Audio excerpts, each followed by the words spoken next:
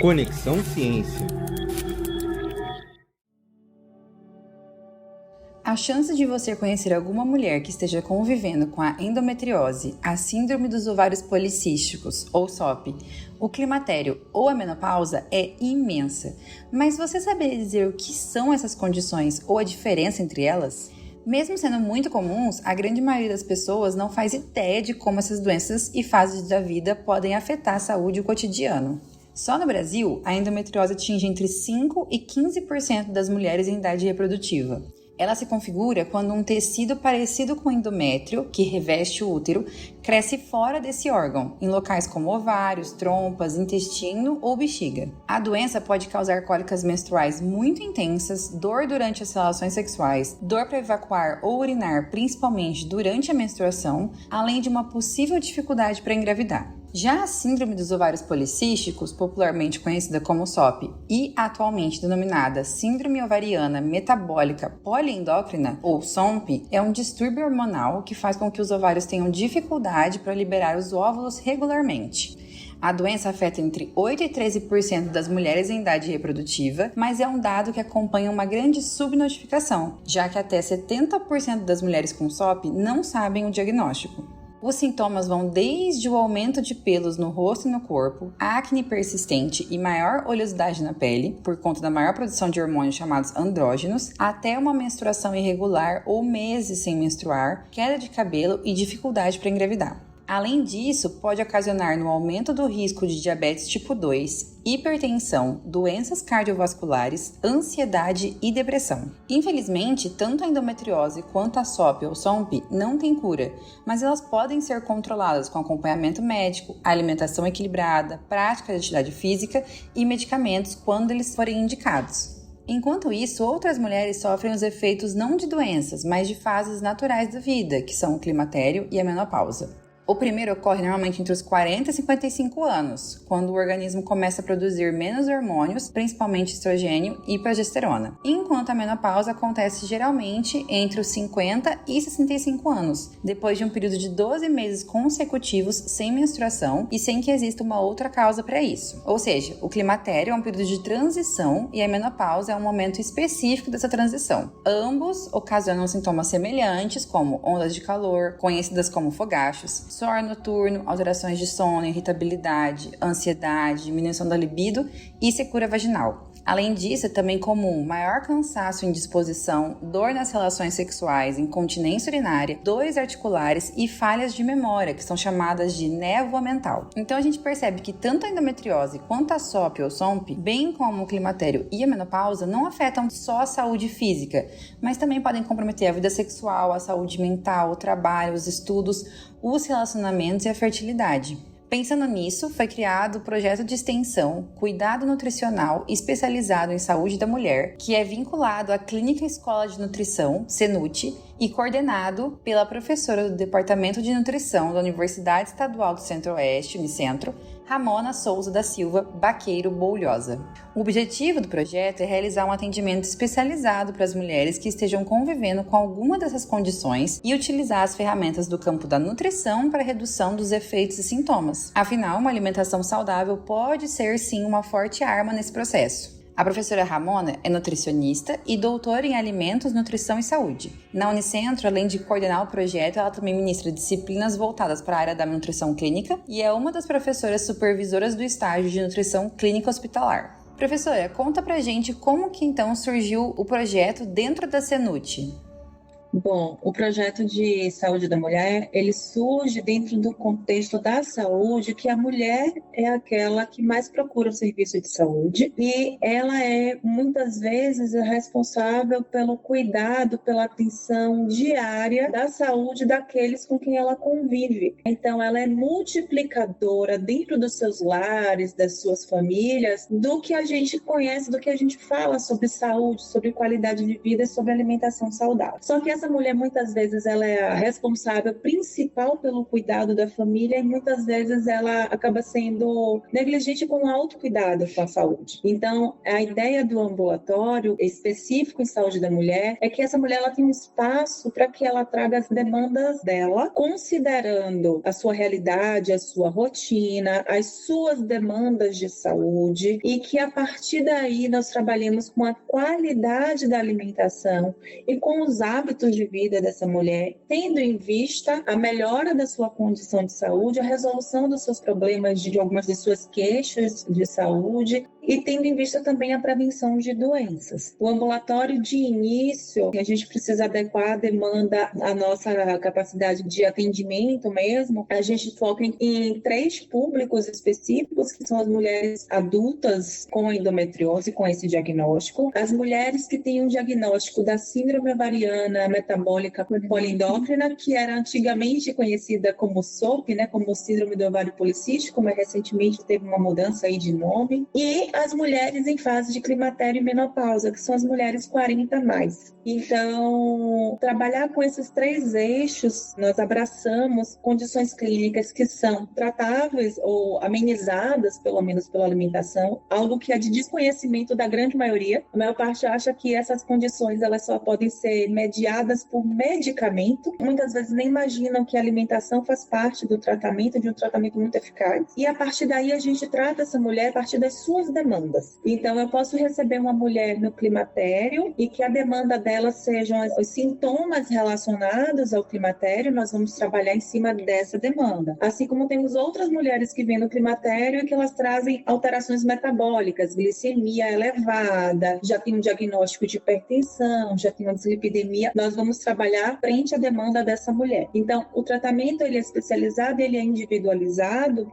no sentido de que nós partimos de cada paciente, ela vai ser avaliada e ela vai ter a conduta focada para as demandas que ela apresenta. Então, a partir daí, nós estabelecemos os objetivos desse tratamento, os objetivos a curto, médio e longo prazo, e trabalhamos principalmente do ponto de vista qualitativo, ainda que eventualmente possa ser necessário alguma abordagem mais quantitativa, mas o nosso foco inicial é trabalhar com a alimentação, então o alimento é a nossa base de trabalho. Claro que alguma suplementação ela pode ser necessária em algum momento, mas não é o foco principal da nossa abordagem, partindo do princípio do que essa mulher demanda, que é a realidade dela hoje, qual é a rotina que ela tem hoje, e estabelecendo objetivos de curto, médio e longo prazo, tendo em vista a resolução ou o controle daqueles problemas que ela apresentou no primeiro momento. E essa é uma iniciativa incrível para as mulheres. E, professora, o que vocês investigam durante os atendimentos?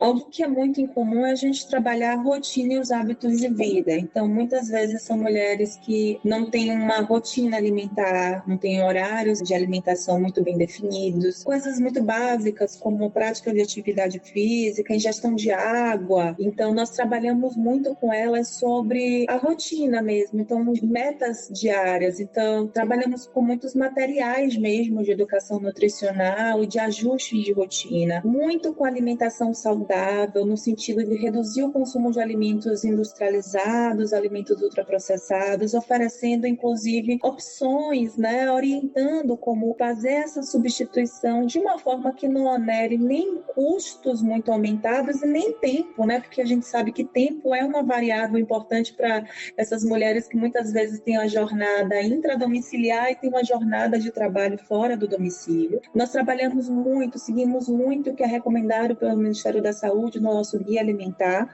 né? Então, como fazer a base da alimentação ser de fato de alimentos in natura e minimamente processados. Então, como incluir de forma estratégica, inteligente e viável o maior consumo de vegetais, que de fato é algo que é limitado ainda na nossa população. Abordar alguns conteúdos que muitas vezes talvez ele não seja abordado de uma forma efetiva, como a importância da prática de atividade atividade física, a importância de gerenciamento de estresse, esse é um ponto que nós falamos muito. Então, assim, como é importante uma boa noite de sono, como é importante que a gente tenha tempo de autocuidado. O que é que pode ser autocuidado? Será que autocuidado é somente ir para a academia, fazer 2 horas de atividade física? Quem é que pode fazer hoje diariamente 2 horas de atividade física? Né? Mas existem pequenas medidas de autocuidado que podem ser colocadas dia a dia e isso poder ser visto como um autocuidado. Então, que essa mulher ela tenha tempo, que ela tenha esse olhar para si própria, essa necessidade de, da mesma forma, com a mesma dedicação que ela cuida do outro, que é a realidade que nós vemos aqui, que ela tenha essa dedicação e esse olhar de autocuidado também. Outro ponto fundamental que a gente aborda aqui é sobre o perceber o próprio corpo, perceber os sintomas. Muitas vezes a gente normalizou coisas que, na verdade, não deveriam ser tão normalizadas. Então, será que eu tenho que normalizar a dor, por exemplo? Né? Aquela mulher, muitas vezes, a mulher com endometriose tem dores menstruais muito significativas e que por muito tempo isso foi normalizado. Então, a gente trabalhar um pouco esses mitos que estão associados ao ser mulher, né? Algo que nós incentivamos muito para aquelas mulheres que ainda não entraram na menopausa, que elas registrem o ciclo menstrual, elas comecem a perceber o próprio ciclo, elas entenderem como algumas mudanças de comportamento, alguns sintomas, eles estão associados ao ciclo menstrual e que muitas vezes isso não é percebido porque isso não foi incentivado ao longo da vida. Então, eu acho que de uma forma geral, a gente fala muito no sentido da mulher começar a conhecer o próprio corpo,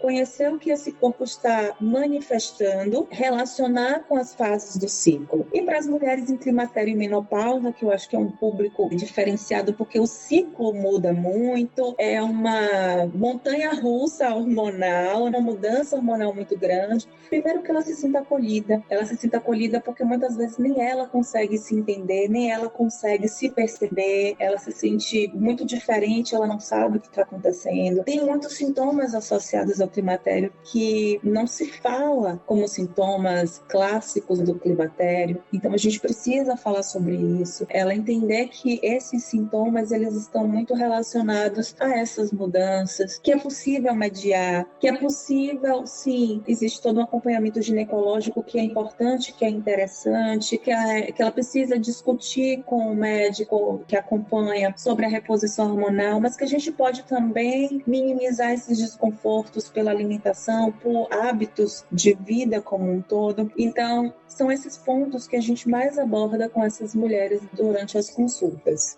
É muito legal saber que todos esses pontos da rotina são importantes para essas condições.